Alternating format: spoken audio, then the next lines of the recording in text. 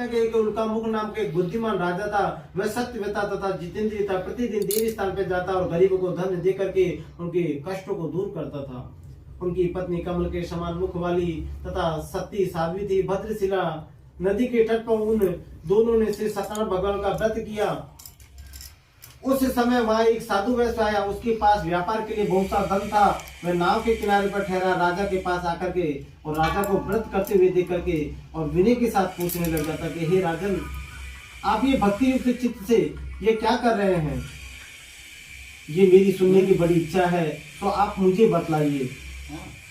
राजा बोला कि मैं, हे साधु, अपने बंधु बांधव पुत्र आदि की प्राप्ति के लिए महाशक्तिवान श्री सत्यनारायण भगवान का व्रत व पूजन किया जा रहा है। राजा के वचन सुनकर के साधु आदर से बोला, हे राजन, मुझसे भी इसका कोई विधान कहो, मैं भी इस कथा अनुसार इस व्रत को करूंगा। मेरे भी कोई संतान नहीं है और इससे निश्चय करने से होगी। राजा के सब विधान सुन व्यापार से निवृत्त हो गए, आनंद के साथ घर गया। साधु ने अपनी स्त्री से संतान देने वाले उस व्रत के समाचार सुनाया और कहा कि जब मेरे कोई संतान होगी तब मैं इस व्रत को अवश्य करूंगा। साधु ने ऐसे वचन सुन करके अपनी स्त्री लीलावती से कहे। एक दिन उनकी स्त्री लीलावती पति के साथ आनंदित होकर के और सांसारिक धर्म में प्रवृत्त होकर के श्री सत्यनारायण भगवान की कृपा से गर्भवती हो गई।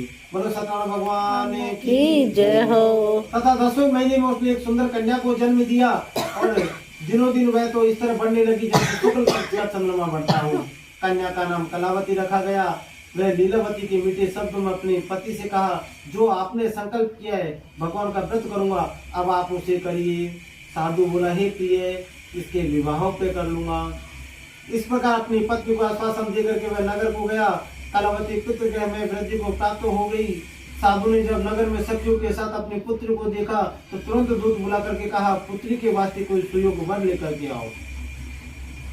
साधु की आज्ञा पा करके और दूत कंचन नगर में पहुंचा। वहां एक बड़ी खोज और देखभाल करके लड़की के लिए सुयोग बड़ी पुत्र ले आए।